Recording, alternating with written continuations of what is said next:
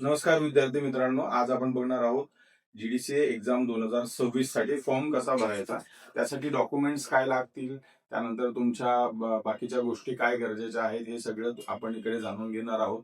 सर्वप्रथम काय करायचं, तुम्हाला गुगल क्रोम ओपन करायचं आहे. गुगल क्रोम ओपन केल्यानंतर त्याच्यामध्ये gdca.maharashtra.gov.in ही वेबसाईट एंटर करायची आहे. एंटर केल्यानंतर तुम्हाला लॉग इन सरफेस दिसेल, ज्याच्यामध्ये तुम्हाला तुमची भाषा तुम्ही निवडू शकता. तुम्हाला जी भाषा पाहिजे ती निवडता येते. इंग्रजी, मराठी हे तुम्ही करू शकता. माझ्या सोयीसाठी मी इंग्रजी केलेली आहे. तर इंग्रजी केल्यानंतर मला आता जे काही नवीन लॉग इन युजर आहेत त्यांच्यासाठी रजिस्टर म्हणून एक खाली टॅब आहे, तिथे क्लिक करू शकता. ज्यांचं ऑलरेडी लॉग इन केलेलं आहे, ज्यांनी ऑलरेडी रजिस्टर केलंय, तर युजर नेम आणि पासवर्ड टाकून ते लॉग इन करू शकतात. त्यानंतर दुसरा महत्वाचा भाग असा आहे की याच्यामध्ये ज्यावेळेस आपण रजिस्टर वरती क्लिक करू, रजिस्टर जे नवीन लोक आहेत त्यांच्यासाठी रजिस्टरवर ज्यावेळेस क्लिक करू आपण, त्यावेळेस तिथे तुम्हाला युजर नेम आणि तुमचं स्वतःचं युजर नेम क्रिएट करा. मेक शुअर की तुमचं युजर नेम तुम्हाला लक्षात राहिलं पाहिजे. शक्य करून ईमेल आयडी वापरा तुमचा, किंवा तुमचं नाव वापरा युजर नेम साठी. सो त्याच्यामुळे ते सोपं जाईल, तुमच्या लक्षात राहण्यासारखं आहे. सर, मी माझं युजर नेम जिथे क्रिएट करत आहे, सो त्याच्यामुळे तुम्हाला ते दिसणार नाही. ऍक्च्युली मी ते ब्लर केलेलं आहे. आता युजर नेम क्रिएट केल्यानंतर मला पुढे माझा ईमेल आयडी टाकायचा आहे. त्याच्या खाली खालोखाल तर खालच्या टॅब मध्ये आपण ईमेल आयडी इनपुट करूया. जीडीसीए कॉलेजचा ईमेल आयडी आपण टाकणार आहोत तिथे. युजर नेम मी क्रिएट ज्यावेळेस करतो, युजर नेम ज्यावेळेस टाकेल त्यावेळेस खाली तुम्ही टाकू शकता तसा. त्यानंतर जीडीसीए कॉलेजचा आपला ईमेल आयडी आपण टाकला. तुम्हाला काही क्वेरी असेल तर तुम्ही या नंबरवरती सुद्धा कॉल करू शकता, किंवा आपला जीडीसीएचा नंबर आहे त्याच्यावरती सुद्धा तुम्हाला कॉल करता येतो. सो त्याच्यामुळे काही अडचण नाहीये. तिथे खाली आमचा जीडीसीएचा नंबर टाकतोय आपण. एंटर केल्यानंतर पुढे पासवर्ड टॅब वरती क्लिक करायचं आहे. जिथे पासवर्ड आपल्याला टाकायचा आहे तो पासवर्ड लक्षात राहणं गरजेचं आहे. पासवर्ड मध्ये एक अप्पर लेटर, बाकीचे स्मॉल लेटर्स मध्ये 8 कॅरेक्टर्सचा पासवर्ड असतो, ज्याच्यामध्ये एक स्पेशल कॅरेक्टर आणि नंबर, अशा प्रकारचा पासवर्ड तुम्हाला टाकणं गरजेचं आहे.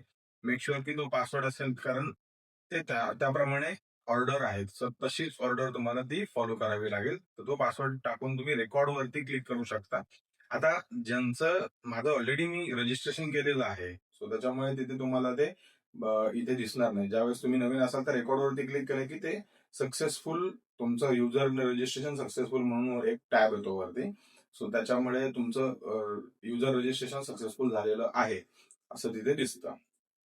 त्यानंतर जसं मी तुम्हाला म्हटलं की मी ऑलरेडी हे सबमिट केलेलं आहे, सो त्याच्यामुळे मला ते पुढे सबमिट करायची गरज लागणार नाही. ज्यावेळेस मी रेकॉर्डवरती क्लिक करेल ते ऑलरेडी युजर नेम रजिस्टर म्हणून असं येत आहे.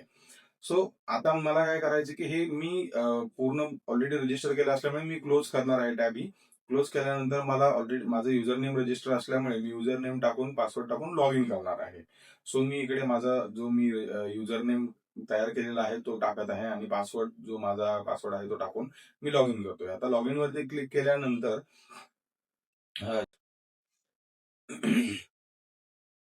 ते पासवर्ड टाकला, मी पासवर्ड टाकला की लॉग इन वरती ज्यावेळेस आपण पासवर्ड टाकून लॉग इन वरती क्लिक केल्यानंतर असा इंटरफेस ओपन होईल. आणि हा इंटरफेस ओपन झाल्यानंतर वरती तुम्ही बघू शकता, इथे तुम्हाला तुमचं नाव, अकाउंट डिटेल्स असतात, लॉग आउट वगैरे, पासवर्ड चेंज करा, या बऱ्याचशा गोष्टी तिथे तुम्हाला दिसतात, प्रोफाईल वगैरे. आता याच्यामध्ये आपल्याला काय करायचं, सुरुवातीला प्रोफाईल क्रिएट करायची आहे. तर प्रोफाईल क्रिएट करताना 4 स्टेप्स असतात. त्याच्यामध्ये फर्स्ट स्टेप आहे तुमचा आधार डिटेल्स वगैरे टाकणं गरजेचं आहे. ज्याच्यामध्ये तुम्ही फर्स्ट स्टेप मध्ये आधार नंबर तुम्हाला टाकायचा आहे खाली. आणि त्यानंतर जिथे ज्या गोष्टी आपल्याला दिलेल्या आहेत त्या सर्व गोष्टी तुम्ही मेन्शन करणं गरजेचं आहे. सो माझं ज्या काही गोष्टी आपण इथे एंटर करू त्या प्रॉपरली तुम्हाला देणं गरजेचं आहे. ते व्यवस्थित दिसलं पाहिजे, कारण त्या गोष्टी महत्वाच्या आहेत. सो त्याच्यामुळे आता मी इकडे काय करतो, पूर्ण सगळ्या गोष्टी भरून घेतो. तोपर्यंत तुम्हालाही ते तसा इंटरफेस आला तर तुम्ही ते पूर्ण प्रॉपर भरून घ्या. व्यवस्थित तुमचा फॉर्म फिल करा. त्यानंतर हे ऑनलाईन प्रोसेस असल्यामुळे सगळं ऑनलाईनच करायचं. आपल्याला मेक शुअर करायचं की सगळा डेटा व्यवस्थित असला पाहिजे, सगळ्या गोष्टी प्रॉपर असल्या पाहिजेत, किंवा चुकलं गेलं नाही पाहिजे काही गोष्टी. सो त्याच्यासाठी आपल्याला हे पूर्ण अगोदर बघा, तुम्हाला जिथे ज्या गोष्टी शक्य आहेत त्या चेक करा. आता ज्यावेळेस मी सगळ्या गोष्टी तिथे टाकलेल्या आहेत, माझा आधार नंबर टाकलेला आहे, माझं नाव, माझं सुरुवातीला कसं आहे की लास्ट नेम म्हणजे आडनाव, नाव आणि तुमच्या वडिलांचं नाव याप्रमाणे तुम्हाला भरायचं आहे. सो मी ते भरून घेतलेलं आहे पूर्ण व्यवस्थित. डेट ऑफ बर्थ ही मी टाकलेली आहे. त्यानंतर स्क्रोल डाऊन केल्यानंतर तुम्हाला तिथे तुमच्या वडिलांचं नाव, आईचं नाव टाकायचं आहे. सो मी ते माझ्या वडिलांचं आणि माझ्या आईचं नाव टाकलेलं आहे. सो त्याच्यामुळे त्याच्यात या गोष्टी मी ऑलरेडी फिल केलेल्या आहेत. सो तुम्ही तुमच्या आईचं पूर्ण नाव, वडिलांचं पूर्ण नाव टाका, जिथे फादर्स नेम, मदर्स नेम लिहिलेलं आहे. त्याच्या खालोखाल तुमचे कॉन्टॅक्ट डिटेल्स गरजेचे आहेत तुम्हाला भरणं. त्याच्यामध्ये तुम्ही तुमचा जो मेल आयडी तुम्ही टाकलेला आहे रजिस्ट्रेशनसाठी तो टाका. खूप कारण त्याच्यावरती ईमेल काही नोटिफिकेशन आले, काही ऑन ऑफ सडन चेंजेस आले तर ते येत राहतात. सो ईमेल आयडी आणि कॉन्टॅक्ट नंबर तुम्हाला देणं गरजेचं आहे. तर कॉन्टॅक्ट नंबर देताना मेक शुअर करा की तो तुमच्याकडे अवेलेबल असणं गरजेचं आहे. मग काही नोटिफिकेशन वगैरे आले तर ते मेलवरतीच येतात मोस्ट ऑफ द टाइम. खाली तुम्हाला ऍड्रेस डिटेल्स आहेत ते पूर्ण व्यवस्थित तुम्हाला भरायचे. आता माझा ऍड्रेस, तुमचा जो काही आधार कार्ड वरती जो ऍड्रेस आहे तो शक्य करून तोच भरा. आणि तिथे 2 ऑप्शन आहेत खरं तर. एक जो परमनंट ऍड्रेस आणि कम्युनिकेशन ऍड्रेस अशा प्रकारचा आहे. सो तुम्हाला मेक शुअर करायचं की तुमचा जो ऍड्रेस आहे तो प्रॉपर तुम्हाला फिलअप करावा लागेल. एवढं सिंपल गोष्ट आहे. जर तुमचा आधार कार्डवरचा आणि कम्युनिकेशन ऍड्रेस वेगळा असेल तर तुम्हाला तो कम्युनिकेशन ऍड्रेस डिफरंट असेल तर ते तिथे कम्युनिकेशन ऍड्रेस डिफरंट आहे असं टिक करून तुम्हाला तिथे कम्युनिकेशन ऍड्रेस सुद्धा टाकायचा आहे. जर तुमचा वेगळा असेल तर मेक शुअर ज्या ऍड्रेसमध्ये आधार कार्डच्या वरती जो ऍड्रेस आहे तोच ऍड्रेस आपल्याला टाकायचा आहे त्याच्यामध्ये. तुमचं त्याच्यानंतर खाली स्टेट निवडा, डिस्ट्रिक्ट निवडा, तहसील, तालुका निवडा, तुमचं गाव निवडा, विलेज जे आहे ज्या एरियामध्ये येतं. तर मी माझ्या पद्धतीने माझं जे काही एरिया आहे, लोकॅलिटी ती मी निवडलेली आहे. इथे खाली बघा, तुम्ही खाली स्क्रोल डाऊन केलं की कम्युनिकेशन ऍड्रेस डिफरंट असेल तर माझा सेमच आहे, तर त्यामुळे मी सेव्ह केलं. तर सेव्ह केल्यानंतर फर्स्ट स्टेप सेव्ह झालेली आहे. आपण सेकंड स्टेप मध्ये बघूया काय आहे. सेकंड स्टेप मध्ये एज्युकेशन डिटेल्स आहेत सर्व. तुमचं जे काही एज्युकेशन झालेलं आहे त्या पद्धतीने तुम्हाला मेन्शन करायचंय. आता माझं पीएचडी पर्यंत एज्युकेशन झालं, सो मी पीएचडी पर्यंतचे सर्व डॉक्युमेंट्स तिथे अपलोड करणार आहे. तर शक्यतो ग्रॅज्युएशन पर्यंतचे डॉक्युमेंट्स अपलोड करायचे असतात. तो तुम्हाला तुमच्या हिशोबाने तुम्ही प्लॅन करू शकता. तुम्हाला कुठले डॉक्युमेंट्स ऍड करायचे. 10वी-12वी करा. मेक शुअर करा की 10वी-12वी आणि डिग्रीचे मार्कशीट अपलोड करणं गरजेचं आहे. सो ज्यावेळेस 10वी-12वीचं तुम्ही करता, 10वीसाठी तुम्हाला टॅप करणं, त्याच्यावरती क्लिक केलं की एसएससी करा. एसएससी नंतर नेक्स्ट टॅप मध्ये तुम्हाला तिथे पण एसएससी येतं. त्यानंतर स्टेट महाराष्ट्र, जे काही स्टेट मधलं आहे तुमचं, आणि महाराष्ट्र असेल तर महाराष्ट्र स्टेट मधलं स्टेट बोर्ड जे आहे ते सिलेक्ट करायचं तुम्हाला. तुमचे पर्सेंटेज टाका, ऑटोमॅटिक तिकडे पास होतं. ब्राउज केल्यानंतर डॉक्युमेंट्स तिथे तुम्हाला टाकायचे आहेत तुमचे. तिथे ब्राउज केल्यानंतर तुम्हाला डॉक्युमेंट्स दिसतील काय तुम्ही जे काही सेव्ह केलेले डॉक्युमेंट्स आहेत ते. मेक शुअर की पीडीएफच अपलोड करावी लागते तुम्हाला तिथे. तुम्हाला दुसरा पर्याय नाहीये काही. सो जर समजा तुम्ही दुसरं काही अपलोड करण्याचा प्रयत्न केला, इमेज वगैरे, तर ती अपलोड होत नाही. तर तुम्हाला पीडीएफच अपलोड करावी लागते. सो आपण इकडे बघतोय बघा, खाली तिथे दिसतंय तुम्हाला पीडीएफ अपलोड करा म्हणून, पीडीएफ ओनली. आणि पीडीएफ पण 1 MBच्या खाली पाहिजे. त्याची साईज जी आहे ती जास्त नसली पाहिजे. त्याचं कारण असं आहे की तो डेटा तेवढा घेत नसतं. तुम्हाला इथे दाखवतो एक अपलोड करून तुम्हाला लक्षात येईल बघा. इथे 1 MBच्या खालची साईज लागते. त्यावेळेस तुम्हाला लक्षात येईल, मागे पण लक्षात येईल तुम्हाला कुठे गरजेच्या आहेत काही गोष्टी. त्यानंतर आता आपण ज्यावेळेस पुढे जातोय, आपण ते पहिलं अपलोड करूया. डॉक्युमेंट सगळे अपलोड करूया. मी ज्याप्रमाणे अपलोड करतो तसंच तुम्ही अपलोड करा. पहिला 10वी अपलोड करा, नंतर 12वी करा, नंतर ग्रॅज्युएशन, नंतर पोस्ट ग्रॅज्युएशन, नंतर तुमचं जे काही एज्युकेशन असेल ते सगळ्या गोष्टी अपलोड करा. तर याच्यामध्ये ज्यावेळेस अपलोड करतो त्यावेळेस ते पूर्ण अपलोड झाल्यानंतर सेव्ह करायचं, सबमिट करायचं रादर आपल्याला या गोष्टी, कारण सबमिट केल्यानंतर ते पुढे जाणार आहे. त्यानंतर सेम प्रोसेस 12वी साठी करायची आपल्याला फॉलो. 12वी साठी तुम्हाला सेम HSC सिलेक्ट करायचंय. त्याच्यानंतर HSC बोर्ड आहे तिथे तुम्हाला सेम ऑप्शन येईल HSCचाच. खाली गेल्यानंतर स्टेट येतं, महाराष्ट्र करा.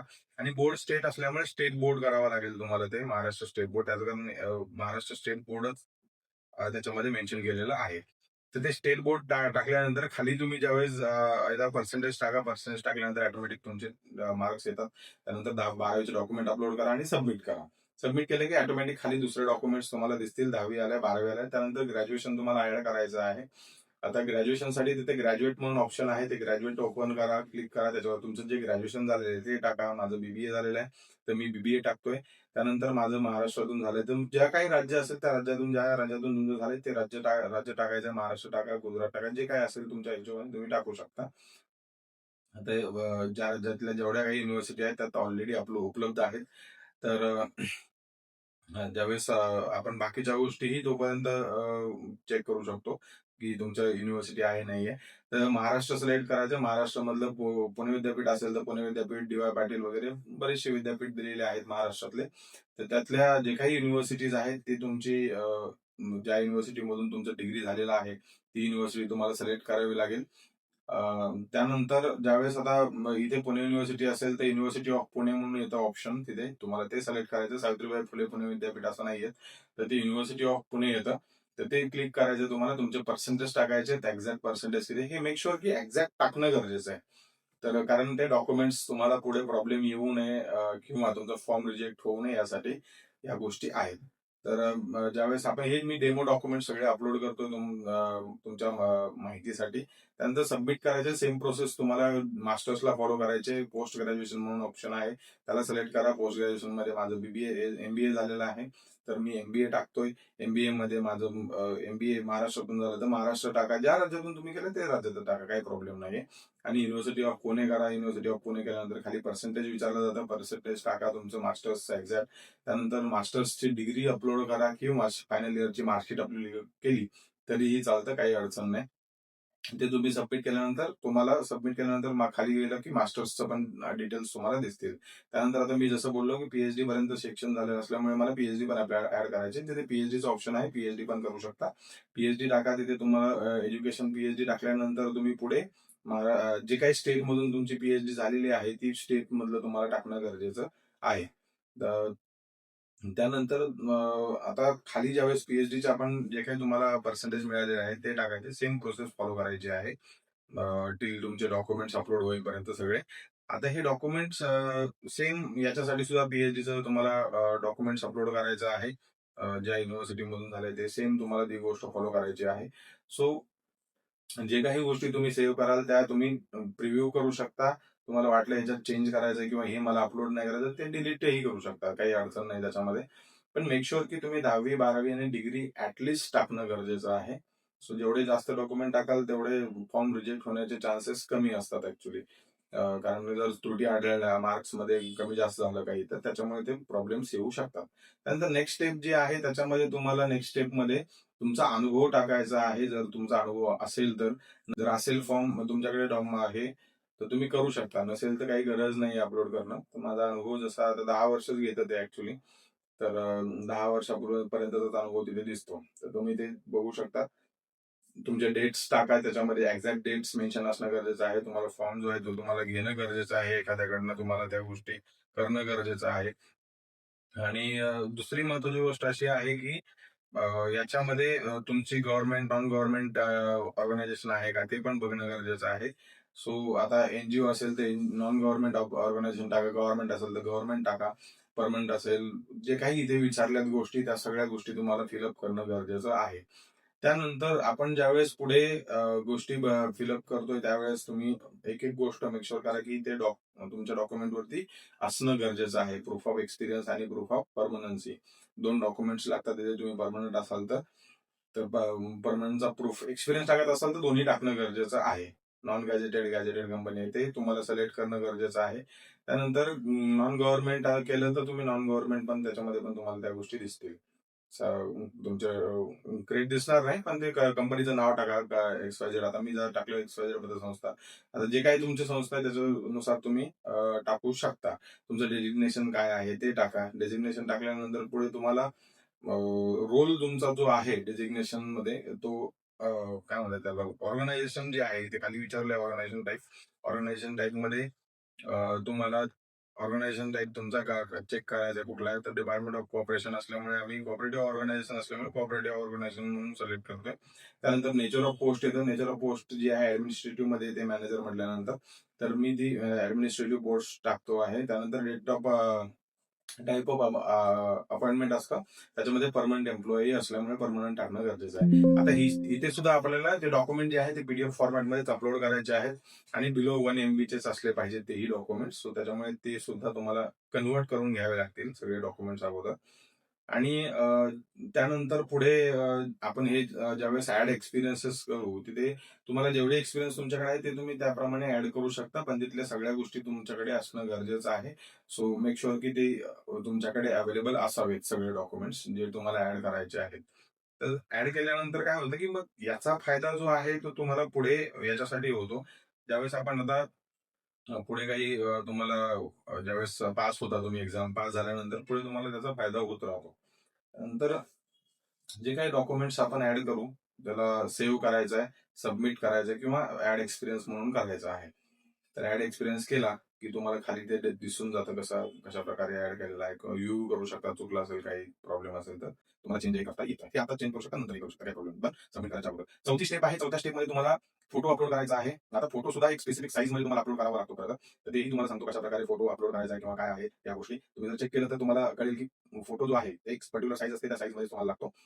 ते आपण बघूया, तुम्हाला दाखवतो मी कशा प्रकारे असतं. आता एक्झॅक्ट साईज जी असते याची फोटो फोटो अपलोड करण्याची हॉरिझॉन्टली 130 आणि व्हर्टिकली 170 पिक्सल अशा प्रकारची असते. सो ज्यावेळेस तुम्ही तुम्ही दुसरं कुठलं डॉक्युमेंट्स अपलोड करण्याचा प्रयत्न कराल, त्यावेळेस तुम्हाला तिथे पॉपअपच येतो ऍक्च्युअली ऑटोमॅटिक. तुम्हाला लक्षात येईल, ते मी आपण अपलोड करून बघूया. बघा इकडे आलंच की तुम्ही तुम्हाला जे काही डॉक्युमेंट अपलोड करायचे ते मेक शुअर की त्या 170 130 पिक्सल मध्ये तुम्हाला अपलोड करायचं आहे. सो ते कन्वर्ट करून घेणं गरजेचं, त्याचे क्रिएट करणं गरजेचं आहे तशा गोष्टी. मग त्यानंतर आपण ऑलरेडी क्रिएट केलेला फोटो आहे, तर त्यामुळे तो आपण इथे ऍड करणार आहोत, जो फोटो आपण ऑलरेडी क्रिएट करून ठेवलेला आहे.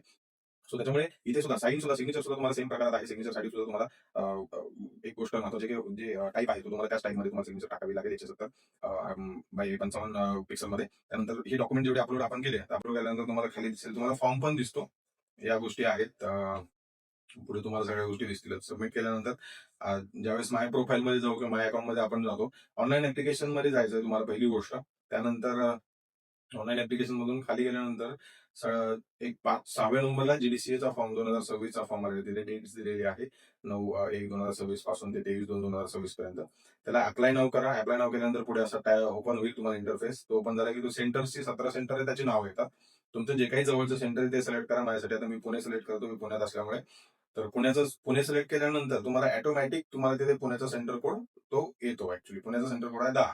तर 10 ऑटोमॅटिक पुढे तुम्हाला लोकेशन कोड येऊन जाईल. तुमचं जे काही सेंटर असेल ते तुम्ही चेक करू शकता. तुम्ही चेक करा, सांगली, सातारा, नागपूर, नाशिक वगैरे त्याप्रमाणे तुम्हाला लगेच तिथे ऑटोमॅटिक सेंटर कोड दिसतील. सो त्याच्यामुळे ते ऑटोमॅटिक येतं, ते टाकायची गरज नाही. तुम्हाला स्क्रोल डाऊन करा. स्क्रोल डाऊन केल्यानंतर जर समजा तुमच्या पूर्वी एक्झाम झाली असेल, तर त्या पूर्वीच्या एक्झामचे डिटेल्स इथे टाकणं गरजेचं आहे. 2025 ला दिले, 24 ला दिले, ते फेल झाले तुम्ही, तर त्याचे डिटेल्स अपलोड करणं गरजेचं आहे. सीट नंबर टाकणं गरजेचं आहे. मार्क्स किती मिळाले ते करणं गरजेचं आहे. सेंटरचा कोड टाकणं गरजेचं आहे. आणि त्यानंतर आता माझं ऑलरेडी मी दिलेलं नाहीये, सो त्याच्यामुळे ते नवीन लोकांसाठी येणारच नाही. सो त्याच्यामुळे अपलोड करण्याची तिथे संबंधच येत नाही. ज्यांचं झालेलं आहे ऑलरेडी त्यांच्यासाठी आहे. माझं नो रेकॉर्ड एक्झिस्ट म्हणून येत आहे. त्यावेळेस आपण खाली बघू तर सगळे 6 सब्जेक्ट तुम्ही अपेअरिंग मध्ये येतात बघा, तुमचे सगळे सब्जेक्ट. त्यानंतर नेक्स्ट करा. नेक्स्ट केल्यानंतर तुम्हाला अशा प्रकारचा इंटरफेस ओपन होतो, पूर्ण फॉर्म तुमचा. आणि तो फॉर्म सबमिट ऍप्लिकेशन करा. ज्यावेळेस आपण सबमिट ऍप्लिकेशन वरती क्लिक करू, त्यावेळेस एक तुम्हाला पुन्हा विचारलं जातं की तुम्हाला कंटिन्यू करायचा आहे का तो फॉर्म, का तुम्हाला चेंजेस करायचे आहेत. तर तुम्हाला चेंजेस करायचे असेल, तुम्ही पुन्हा रिचेक करा सगळ्या गोष्टी. कॅन्सल करा एक वेळेस, कॅन्सल करून पुन्हा चेक करा सगळे टॅब्स जे आहेत तुमच्या ओके आहेत का, आणि नंतर सबमिट करा. तर मी प्रॉपर भरलेलं, त्याच्यामुळे काही टेन्शन नाही. तो ओके करून मी सबमिट करतो, थोडासा वेट घेतो. आणि पुढे लगेच तुमचा जीडीसीचा ऍप्लिकेशन आयडी येतो, तो लक्षात ठेवणं गरजेचं आहे. तो आयडी महत्वाचा असतो, कारण जर समजा फॉर्म कुठे नाही अपलोड झाला तर त्याच्यासाठी गरजेचं आहे. तर त्यावेळेस आपण ओके करूया इकडे. ओके केल्यानंतर पुन्हा असा मेन इंटरफेस येतोय. त्यानंतर आपल्याला जायचं आहे माय अकाउंट मध्ये. माय अकाउंट इंग्लिशमध्ये केल्यामुळे माय अकाउंट आहे, तिथे माझे प्रोफाईल माझ्याकडे असतं. माय ऍप्लिकेशन मध्ये बघा, जीडीसीएच्या ऍप्लिकेशन वरती क्लिक करायचं. तिथे तुम्ही तुमचं ऍप्लिकेशन प्रिंट पण करू शकता, किंवा तुम्ही व्ह्यू केलं तर बघा तुम्हाला पूर्ण प्रॉपर गोष्टी दिसतात अशा प्रकारचे. ते तुम्ही डाउनलोड करून ठेवू शकता. त्यानंतर त्यानंतर आपल्याला पे नाऊ यावरती क्लिक करायचंय. अनपेड च्या पुढे टॅब असते, त्याच्यावरती क्लिक करून आपल्याला त्या गोष्टी टाकायच्या आहेत. ते पेमेंट प्रोसेस आहे ही आपण थोडीशी बघूया कशा प्रकारे पेमेंट प्रोसेस असते. आता पे नाव केलं, पे नाव केल्यानंतर त्याच्यावरती तुम्हाला चलनने पेमेंट करता येतं किंवा ऑनलाईन पेमेंटही करता येतं. तर ते आपण ऑनलाईन पेमेंट आता मोस्ट ऑफ द टाइम ऑनलाईनच केलं जातं. तर ऑनलाईन पेमेंट वरती क्लिक करूया. ते क्लिक केल्यानंतर तुम्हाला गो करायचं. गो केल्यानंतर पुढे एक बँकिंग डिटेल्सचा पेज येते. त्याच्यामध्ये तुम्हाला नेट बँकिंग, युपीआय वगैरे जसं तुम्हाला पेमेंट करायचं तसं करू शकता. नेट बँकिंग आपण नेट बँकिंग सिलेक्ट करूया. डेबिट कार्ड, क्रेडिट कार्डनेही करता येतं, काही प्रॉब्लेम नाहीये. तर आपण नेट बँकिंग सिलेक्ट करू. नेट बँकिंग सिलेक्ट केल्यानंतर पुढे तुम्हाला ₹823 येतात, काय टोटल फीस येते त्याच्यामध्ये. तर ती फीस पूर्ण तुम्हाला तिथे कंटिन्यू करायचं. कंटिन्यू केल्यानंतर खाली सगळेच ऑप्शन येतील. युपीआय आयडीने पे करा, क्रेडिट कार्ड, डेबिट कार्ड वगैरे त्याने ऑप्शन पे करता येतं. नेट बँकिंगनेही पे करता येतं. तुम्ही क्यूआर कोडनेही पेमेंट करू शकता. तो क्यूआर कोड स्कॅन करून तुम्हाला पेमेंट करता येतं. सो त्याच्यामुळे ही पूर्ण प्रोसेस जी आहे ती खूप सोपी करून ठेवलेली आहे. ₹823 काहीतरी चार्जेस लागतात. किंवा नेट बँकिंगचं ऑप्शन केलं तर जवळजवळ सगळ्याच बँका आहेत त्याच्यात रजिस्टर केलेल्या आहेत. सो त्याच्यामुळे त्याच्यात त्या जी काही बँक असेल त्याचं नेट बँकिंग लॉग इन करून तुम्ही पेमेंट करू शकता. किंवा तुम्हाला कुठे अडचण आली तर तुम्ही डायरेक्टली आम्हाला संपर्क करा. आम्हीही ते तुम्हाला समजून सांगू. तर अशा प्रकारे हा जीडीसीएचा 2026चा जो एक्झाम फॉर्म आहे याप्रमाणे भरायचा आहे. तुम्हाला काही अडचण आली तर बिंदास आपल्या जीडीसीए कॉलेजच्या नंबरवरती कॉल करा, किंवा मेल करा, किंवा इकडे तुम्ही चॅट केला किंवा कॉल केला तरी चालेल. काही काही अडचण नाहीये. त्यानंतर आपल्याला बाकीच्या गोष्टी जे सुद्धा आपल्याला बघणं गरजेचं आहे. तुम्हाला काही पुस्तकं हवे असतील, नोट्स हवे असतील तर त्यासाठीही तुम्ही संपर्क करू शकता.